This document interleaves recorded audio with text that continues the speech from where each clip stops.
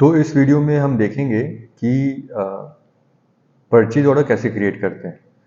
तो आप देखिए ये यहाँ पर हम पेंडिंग इंडेंट में हैं। पेंडिंग इंडेंट में हम सबसे पहले फिल्टर कर लेंगे कौन कौन से मेरे इंडेंट्स है जो आरएफक्यू स्टेट में है।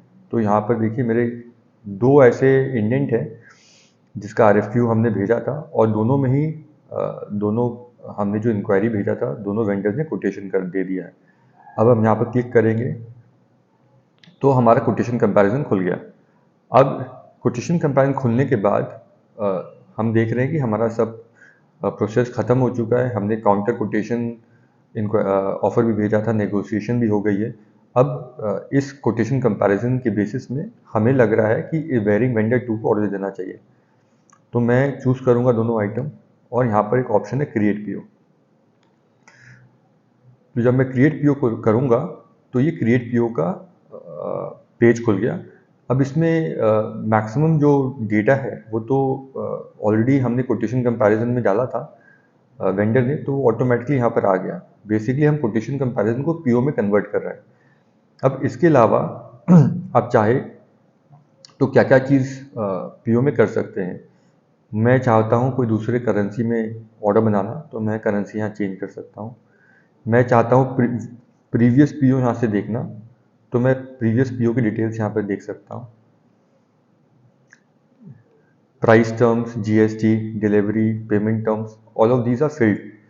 गारंटी कुछ क्लॉज है अगर अपना, तो वो अपने यहाँ पर एडिट कर सकते हैं।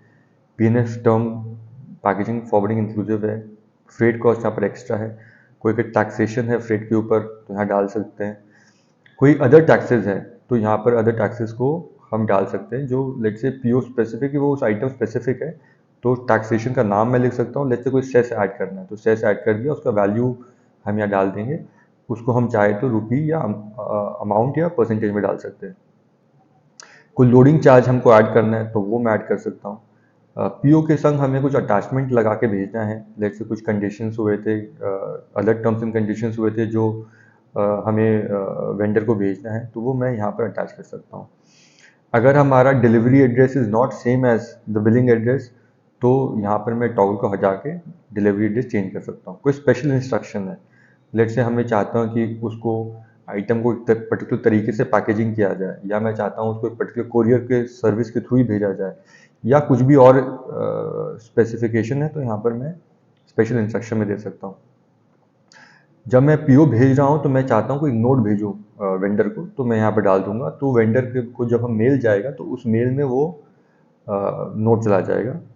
प्राइस जस्टिफिकेशन रिमार्क, लेट से हम कुछ अभी परचेज कर रहे हैं, उसके लिए मुझे कोई जस्टिफिकेशन देना है अपने अप्रूवर को, जो पीओ अप्रूव करेगा, मैं वहाँ वो यहाँ पर लिख सकता हूँ। नोट टू अप्रूवर, अप्रूवर को कुछ भी मुझे कम्युनिकेट करना है जो शायद उसको हेल्प करेगा जो हम पीओ बना रहे हैं उसको अप्रूव करने के लिए, वो यहाँ पर मैं नोट दे सकता हूँ। ये नोट सिर्फ अप्रूवर को दिखेगा at the time of approval.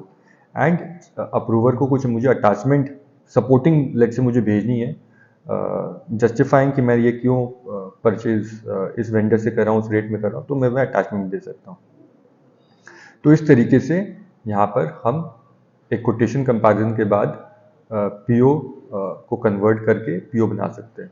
तो पीओ प्रीव्यू करेंगे, मैं एक बार चेक कर लेंगे कि सब हमने जो डेटा दिया है वो सब सही है ना, there is no mistake in terms of error, और करने के बाद में कंफर्म करेंगे तो ये हमारा purchase order unapproved purchase order furnish हो जाएगा, जो आप देखिए यहाँ पर दिखा रहे हैं क्रिएटेड।